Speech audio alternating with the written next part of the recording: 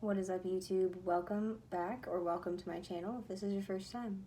I'm Pixie Dust, and this is my channel, Pixie Dust and Spirit Alchemy. I'm in a little bit of a casual setting today, just at my desk and stuff, but I wanted to record this video during this last day of May. And today's video is going to be on love magic and smashing some fear-based stereotypes that have been surrounding this topic for years in the Christian and non-magical traditions, and I'm just kind of clarifying what it is, what it can be, and my experience with it. So let's get started. Alrighty guys, so love magic. Ooh, what is that? Everyone loves to be loved and loves to want love and have love and give love and receive love, right? It feels good. It feels good. So why is love magic then so taboo? Why has that become this thing where everyone's all hush-hush about? Why is it so controversial?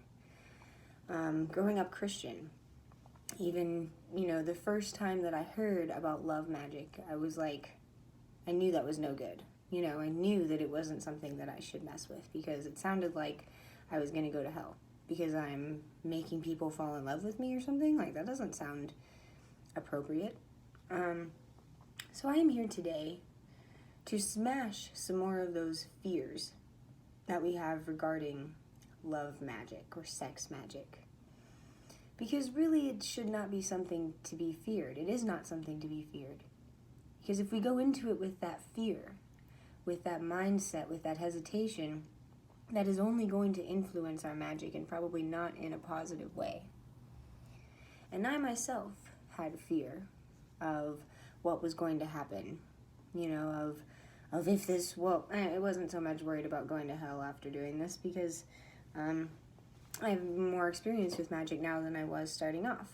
But when I began my journey and my interest as a magician, I began with wealth magic, because that was something I wanted to improve. I wanted to improve my own finances, my own financial security. And love magic was just not on my radar. I was like, I want love, but I've been through some heartbreak and I don't want to do that again, so I'm not trying to play with matters of the heart. And that is exactly what love magic is doing. So, the fears that I had surrounding love magic, were pretty normal fears, I guess, first of all, because love magic can be considered influence magic. Just like anything else, like binding. Binding is influence magic, or basically what influence magic is influencing someone else's will to conform with the will that you are trying to enforce. Right? Influencing their mind, influencing their spirit and their energy to conform to the path that we deem fit, that we are seeking as magicians. And they are being influenced under our spell, to act or do something a certain way, right? They're being influenced. So what I want to clear up is the good and bad within love magic, okay? So we have the bad side. And what is the bad side? The bad side of love magic would be, let's say, forcing somebody over there you've never talked to, that has nothing to do with you, to fall in love with you, or have sex, or whatever you want, whatever your desire is.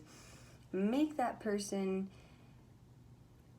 love you and be with you regardless of their own will, regardless of what they want, regardless of if they're married, regardless of if they're with somebody else, regardless of what their situation is. We want that, I want that, so I'm getting it, so I'm going to use this magic to try to force that person to fall in love with me. That is kind of where love magic, influence magic goes wrong. I personally do not recommend doing that. I personally have not done that myself, because for some reason, to me, it just sounds like a recipe for disaster. And I don't like to play with matters of the heart more than the normal person, more than I really want to. I don't want to put myself through any more heartbreak than I've already been through, or that I just don't want to put myself in a position for failure. So I don't know anyone, I'm sure there are people, but I don't know anyone who has had mega success with that sort of magic, with influencing stranger over there to respond in a certain way and have them respond properly. I don't know if anyone has done that successfully, and if they have, props to you. I'm sure they have. I'm sure there's been some good magicians or even some bad magicians that have been able to do this. For me, I was a little bit skeptical. So I don't know if you guys have been watching my channel for a while, but I have some collaborative videos, one with my good friend Arjuna. And back in February, the month of love and Valentine's Day, we made a collaborative video on Magickal Seduction and our review on that Gallery of Magic book. And at the time that I used it, I used Ritual 1, which is creating an aura of attraction. So essentially, the ritual that I did was only to affect myself. I wanted to make myself feel sexier, or I wanted to make myself just stand out more and be perceived by those who find me attractive. And guys, let me tell you, it worked very well, quite well. Even the second day, the ritual was only about 5 days long, but even on the second day, I noticed some heads turn, of people that may have found me attractive. And not to sound arrogant, but I mean, that is what the ritual was for, that I was doing, was to feel and perceive to be and just appear more attractive, create an aura of attraction. So I'm not trying to be vain or arrogant, but that's literally what the ritual was for, was to appear more attractive. So, and it worked. It worked well. And shortly after, I was in a relationship. And it was a good relationship. At the time that Arjuna and I made the video, I was in a happy relationship, and it went well for a while. I never used any ritual on maintaining the relationship or to get her to fall in love with me or anything. Or there's some rituals where you can target a specific person and get that person to, want to sleep with you, seduce them, essentially. I didn't use that. I just used the one on myself and had good results and ended up in a relationship, which is kind of what I was looking for anyways. Now, fast forward a few months to May. I am no longer in a relationship, but that is okay. I was going to make this video a bit sooner, but then I felt I was getting over my breakup essentially, so I was like, it's not really the time. I don't feel ready to make a video about love magic. But I wanted to make a video on just some things that I wish I had known going into it. Because when dealing with matters of the heart, whether just in, normal time, muggle life, or in magic, it's important to be cautious. It's important to proceed with caution, but also proceed with confidence, right? We want to have confidence that this magic will work, but we also want to be cautious that the magic will work. Because we are dealing with real people and real results and real consequences of our intent, of our action, of our magic. Right? I don't know how well it would go if we tried to force somebody over there to fall in love with us, regardless of their situation, or if we try to influence somebody who's in a happy relationship to leave their relationship, or to get, or what is the term, to be a homewrecker, essentially. If that magic works, and if you get that stranger to sleep with you, with your magic, your love or sex magic, you still have to deal with the consequences. You still have to deal with their husband or wife finding out. You still got to deal with whatever other sort of mess that may have created. So I was not trying to do that. I was already a little bit on the fence, because I was like, who am I going to even want, who's attracted to me? Who do I want to be attracted to me, So magic works best with energy that is already aligned with the direction and the intent that you are trying to get the magic to go. So for example, with this ritual, my relationship was honestly on its way out. It just was. I mean, I should have known that. And I was trying to be stubborn and decided to do this ritual to try to reignite the passion between both of us. My now ex-girlfriend had no idea I was doing this. I mean, a magician never reveals her secrets, right? But essentially, it didn't really work. If anything, what it did was make it more difficult for me to let go, because I had done this ritual and I was expecting or kind of hoping that it would work, that eventually we would get back together and it would be great and lovely and dandy. But essentially that just wasn't what the universe wanted. That wasn't what either of us wanted deep down. And I was trying to force this like square into a circle puzzle piece. And so where that went wrong where I went wrong, was in just having expectations that something was going to come of this, that something was going to, that this was going to reignite the passion, because there had already been passion between us, and what I was trying to do was extend it, but it had already fizzled out. I was trying to reignite a fire that had been rained on, it didn't work, honestly. I mean, it didn't work very well. If it did work, because when we are dealing with love magic, we must keep in mind there are two hearts involved. There are two people at play, usually. I'm very confident that there's probably two people at play. Yourself, or the person casting the spell, and the person that you intend to use the ritual on. Both are human beings, I think, hopefully, and both have hearts. And both of your hearts will be affected by this, especially the magician who is intent on whatever he or she is performing. And so it is wise to proceed with caution in matters of the heart at all times, and especially with love magic, because we must remember that our own hearts are still at play. And for my fellow empaths out there, my fellow psychics, my fellow emotional people, we know that how risky that can be. We know how risky that can be. But I do want to say that when two people's wills are aligned, when there is attraction between two people, love magic can be a great boost. I like to think of the movie Aladdin as an example. When Jasmine is standing out on the balcony, and Aladdin is trying to be a prince and trying to impress her with his princedom and his fancy clothes and his magic carpet and his whatever, And there's a scene in the movie where Aladdin is dressed as the prince, and Jasmine is on the balcony, and Aladdin is flying around on his magic carpet, I guess, and he goes up to see. Here's Jasmine, and here's Aladdin. He just zooms up to see her on her balcony, and he's like, "What's up, Jasmine?" And she's like, "Hey, Aladdin." And then they're about to, they're talking or whatever, and he's standing on his magic carpet. And if I'm remembering this correctly, I could be making this entire thing up, but it's still a good example.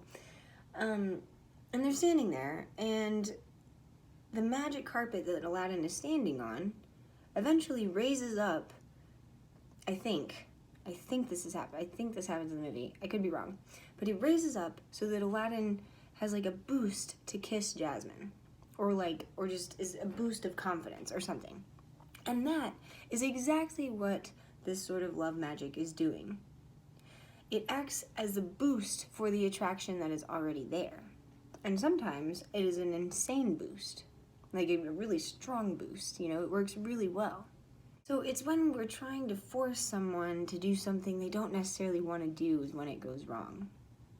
And that's what I don't recommend. But, as a human being having your own free will, you are welcome to do whatever you want with this. But I wanted to make this video and now share my experience with the little bit of love magic that I have done, because there's so much out there. You can make like jars of...